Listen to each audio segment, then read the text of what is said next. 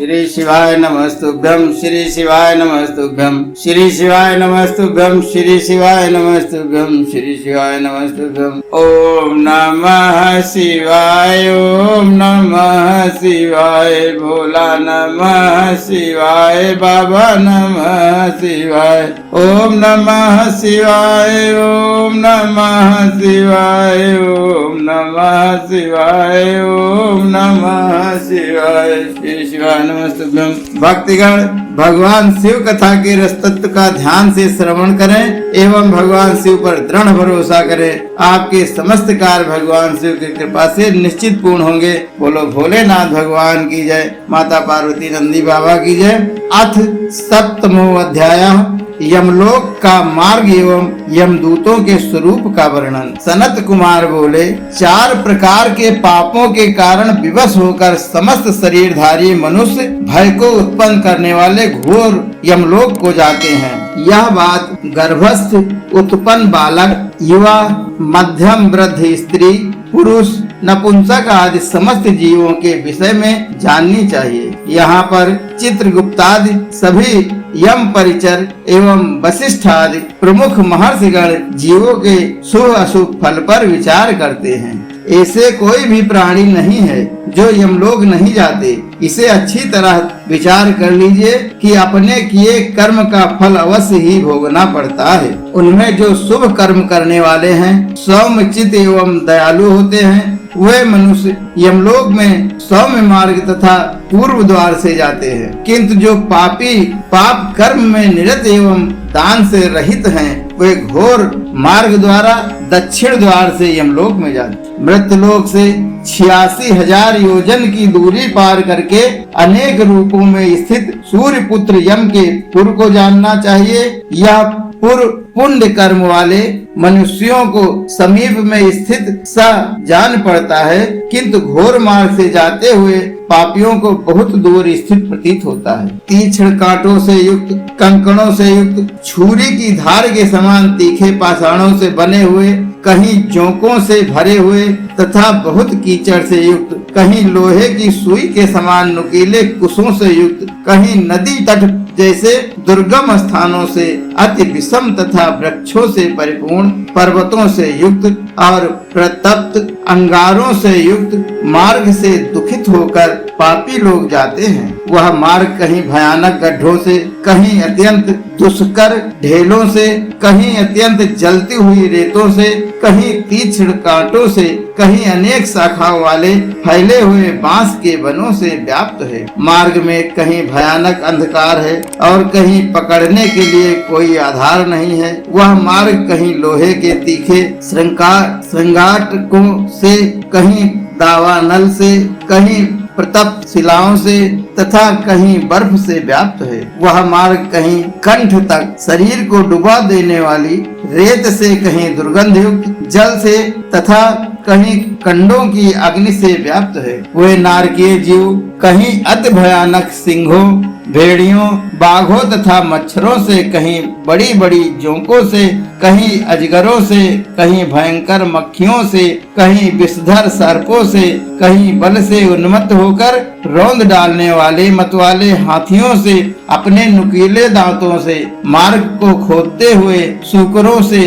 तीक्ष्ण सींग वाले भैंसों से, संपूर्ण हिंसक जंतुओं से, भयानक डाकनियों से, विकराल राक्षसों से और घोर व्याधियों से पीड़ित होते हुए यमलोक जाते हैं। वे पापी जन कहीं अत्याधिक धूल से भरी प्रचंड आंधी और बड़े बड़े पाषाणों की वृष्टि से आहत किए जाते हुए, कहीं दारुण विद्युत पात से जलाए जाते हुए और कहीं चारों ओर से महती बाण वृष्टि से बीधे जाते हुए आश्रयहीन होकर यमलोक जाते हैं। वे गिरते हुए वज्रपातों से, दारुण उल्कापातों एवं धधकते हुए अंगारों की वर्षा से जलाए जाते हैं। वे प्रचुर धूल वर्षा से आच्छादित होकर रोते हैं और महामेघों की घोर ध्वनि से बारंबार भयभीत होते हैं। वे चारों ओर से बरसते हुए तीखे शस्त्रों से आहत किए जाते हुए तथा अत्यंत क्षारीय जलधाराओं से सिंचित किए जाते हुए यमलोक गमन करते हैं।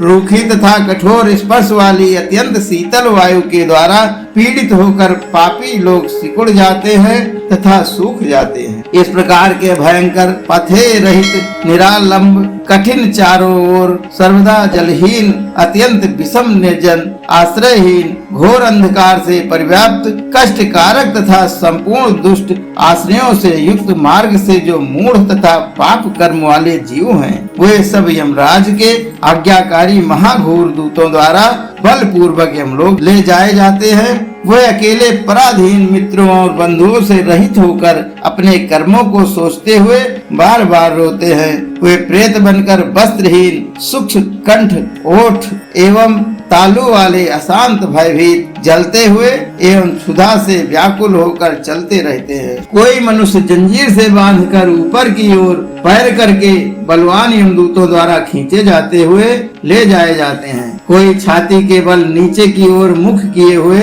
घसीटे जाते हैं और अति दुखित होते हैं। कोई केश पास में रस्सी से बांधकर घसीटे जाते हैं। अन्य प्राणी ललाट को अंकुश से विदीर्ण किए जाने के कारण अत्यंत दुखित होते हैं। उत्तान किए हुए कुछ लोग कांटों के मार्ग से तथा अंगारों के मार्ग से ले जाए जाते हैं। किसी के दोनों हाथ पीछे की ओर बांधकर, किसी के पेट को रस्सी आदि से जकड़कर, किसी को जंजीरों में कसकर, किसी के दोनों हाथों में कील ठोंककर और किसी के गले में रस्सी लगाकर खींचते हुए दुख देकर ले जाया जाता है। कुछ लोग जीभ में अंकुश चुभाकर रस्सी से खींचे जाते हैं। कुछ लोग नाक छेद कर नथुनों में रस्सी डालकर उससे खींचे जाते हैं और गालों तथा ओठों की छेद कर उनमें रस्सी डालकर खींचे जाते हैं। किसी का हाथ, किसी का पैर, किसी का कान, किसी का ओठ, किसी की नाक, किसी का लिंग, किसी का अंडकोश,